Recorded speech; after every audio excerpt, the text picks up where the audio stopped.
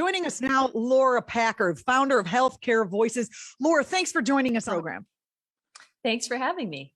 All right, let me tell you, please tell me what's going on. I saw that you sent me some information about how the centrist Democrats are basically wanting you to open your pocket and pay more for prescription drugs. And they're holding up the whole, they're holding up the whole Build Back Better Act. They're holding it hostage. Talk about what's going on. Okay, well, Build Back Better has several healthcare pieces, and one of the key pieces is lowering the cost of prescription drugs to help pay for it, because that taxpayer savings helps fund a whole bunch of other things like expanding Medicare. So it's critical. It'll produce billions, tens, hundreds of billions of dollars in savings. So we need this, not only because it's a good thing for us to pay less on drugs, but also to help fund our other priorities. Meaning Medicare wouldn't have to pay for it, and therefore they would save money and could cover more people. Exactly. Okay, I just want to be clear. Incredibly popular. Yeah.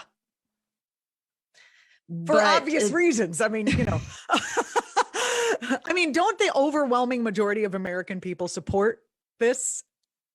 Absolutely. Not only is this incredibly popular, it's incredibly popular in the districts of these three Democrats that voted against it in committee. So these three Democrats, Scott Peters in California, Kurt Schrader in Oregon, and Kathleen Rice in New York, voted against their constituents, voted against something that 90% of their constituents want, and voted in favor of their big pharma donors.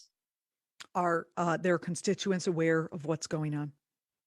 Well, hopefully they are or will be. There have been billboard trucks in their districts. There have been, there will be events. People are speaking out because I think a lot of what happens in Washington, people locally aren't necessarily aware of what your congressperson is doing, but this is so critical. They can't be allowed to take these votes in a back room and for the people they represent not to find out about it. What about Manchin and Sinema? A lot have been placed on their shoulders for holding up, any number of good Democratic priorities, progressive priorities. Are they on board with this? It's a little unclear. And in fact, today, Biden is having a lot of these problem children meet at the White House to talk through it. But all of these elected officials face a choice. They've all run on saying they would do something to lower the cost of prescription drugs. They've been saying that for years. And now is the time to actually do it. And if they keep saying they'll do something about prescription drugs, but they don't actually do it, nobody's going to believe a word they say. Meanwhile, the Republicans also made these promises and did nothing. So I just want to put that on the table, that if you're in that district, just because this Democrat might be letting you down in this area, that doesn't mean jump ship and go to other people who would also let you down. I have Amy Vilela coming on the show. In fact, I can see her in the Zoom. She's there, which is going to be very exciting. And she is running against someone in Nevada who runs on things like lowering prescription drug prices, whereas she's running on healthcare for all as a human right. Isn't this, this is important, what you're talking about, but isn't it a little bit of deck chairs on the Titanic kind of situation going on here? Well, until we structurally reform things, working within the system we have, there's only so much we can do, and we can try to get a better system. But at least for today, for September 2021, the best that we can realistically do is to pass Build Back Better with all the healthcare provisions in it. And so call your representatives, call your senators, and tell them to vote for this. And call other people's representatives. Because they need to know that they're being watched. I don't know any representative or senator who doesn't eye the Oval Office or the speakership or, and they don't want higher office.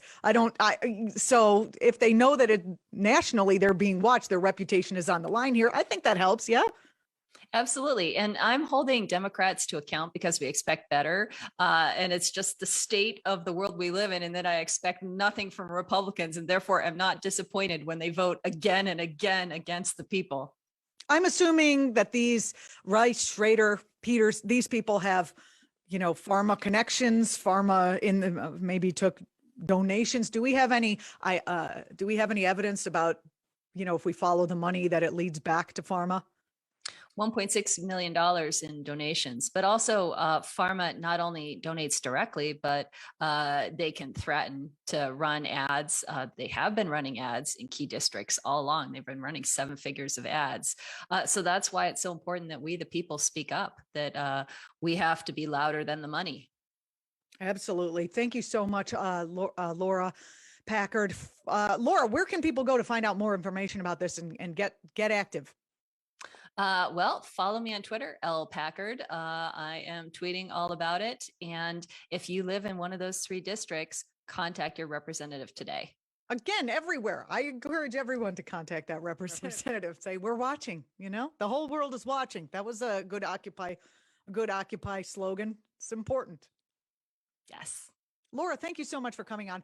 Laura Packard, founder of Healthcare Voices, always keeping us up to date on exactly what's going on. And it is important that we called today because Biden is trying to grease some palms or whatever he's going to do with these problem children, as Laura said. Thank you so much for keeping us up to date. I appreciate it.